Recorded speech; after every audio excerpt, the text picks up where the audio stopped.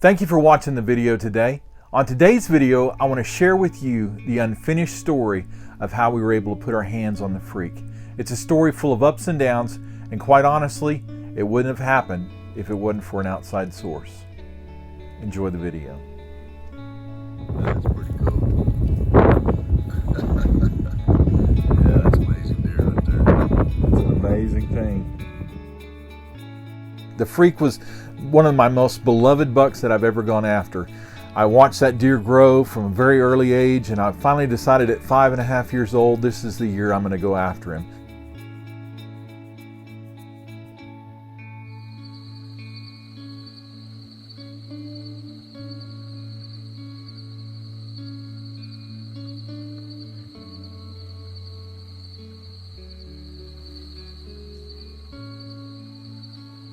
So I finally had an opportunity at the freak that morning, and the unthinkable happened. My bow slipped off my lap as I was trying to maneuver into a shot and hit the steel buckle on my safety harness.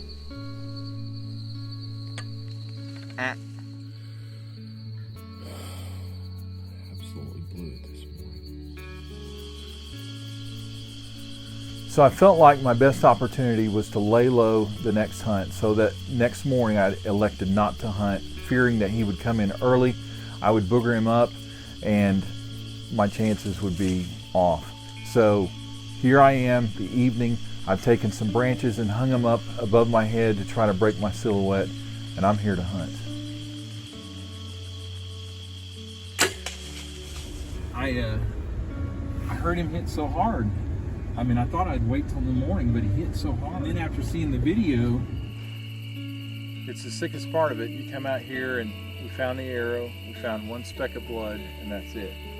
Sounded like he crashed, but there is River King here, it's 12 feet. We're gonna go ahead and pull out and come back in daylight when we can see pretty good and just see if we can find him. Not gonna give up on him, but man, not the way you want it to end.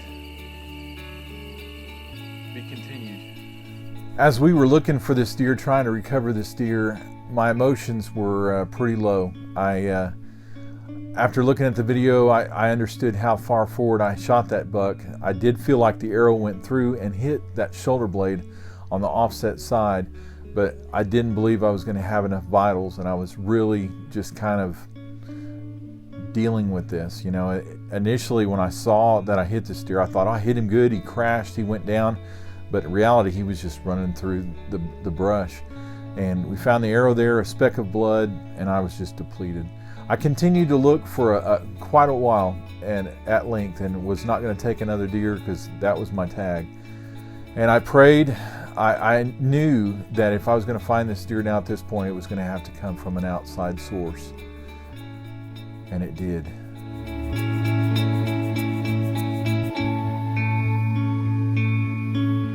That's pretty cool. Yeah, that's amazing deer right there. It's an amazing thing. That you found him is just, wow. He wasn't easy, or he was easy to spot. Wow. He stuck out. And then we married into this family. So my grandparents bought the place from the original people that built it in 46. Enter Justin Landers. I got a call one day, and a friend of mine said, hey, you need to give Justin a call. He found your buck. That's cool.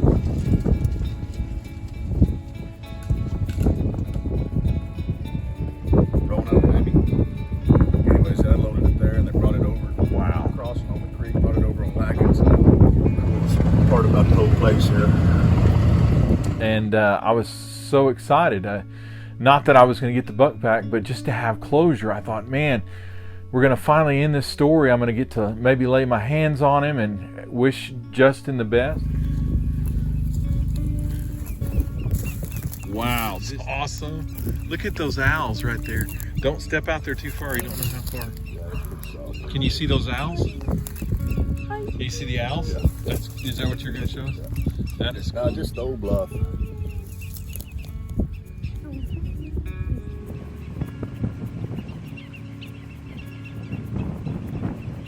I gave him a call. We had a wonderful conversation. I was so happy for him and excited for him. I genuinely was.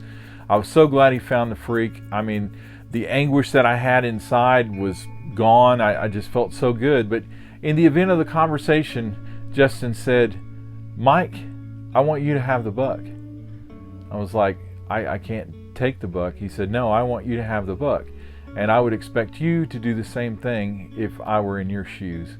And I was just blown away. And I said, "Justin, I can't do this." He said, "You can. It's your buck. You shot that buck. You killed that buck. You just couldn't find him. And I just came on the scene and I found the buck for you." So most of the deer that we have on this side of the creek, they all come from back over here on these trees. And they come around in front of the house and then wander back off over here on this wheat. And if they don't make it back in time to bed down over on the river, then they'll bed down over here on the creek, and then the next day you'll see them. And they make their way back and forth. Very seldom do we see any deer on that side of the creek. So that leads me to believe that this guy came from your place all the way back around, came back over here and bedded down. Just because the creek is so deep and the banks are so steep, I don't think he crossed there. Right.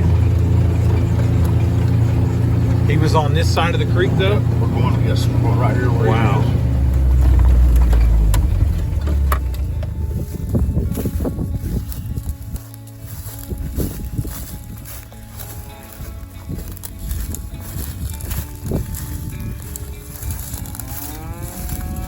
I'd gotten home one afternoon. The cows had gotten out on the north side of the place, so I'd gotten the gator and crossed the creek and gone over there to put them back in. And as I was headed over there, I kind of glanced to the right and saw what I thought was a shed. I'm like, there's just no way.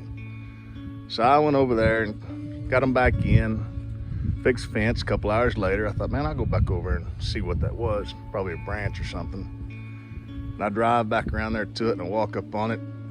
And it was a full skeleton. I was just blown away. It was just unheard of, something you never historically have seen around here, and just massive and impressive.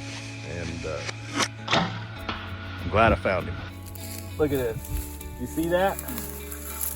Look at that. So where you got him? Look at that. That's where the blade of the broadhead struck through that bone. Pretty amazing. Look at that. That's crazy. Justin is an amazing fellow. The act of kindness that he showed to me, I can't even put into words. I remember the day, even when we talked on the phone and he told me he was going to give me the buck, I just really broke into tears. I couldn't believe it. So the emotion that I felt during this time was vast as I went from dread and depression to elation and excitement, knowing that we'd found this buck. But yeah, so the reason I don't think he crossed here, I mean, that you can get the water there, but getting back up on this side is not an easy. How deep is it right here? Is it? In some places, probably one of the deepest parts. Yeah, in some places about 18 feet. Justin, I want to thank you from the bottom of my heart for your act of unselfishness and your gift that you gave to me. I'm so appreciative of it. I'm ever indebted to you. Thank you, sir.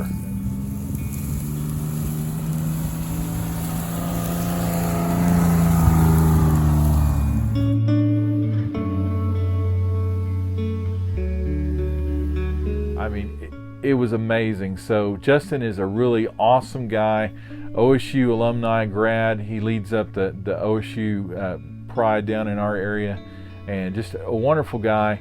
And I'm so thankful that I had this opportunity to really get to know Justin.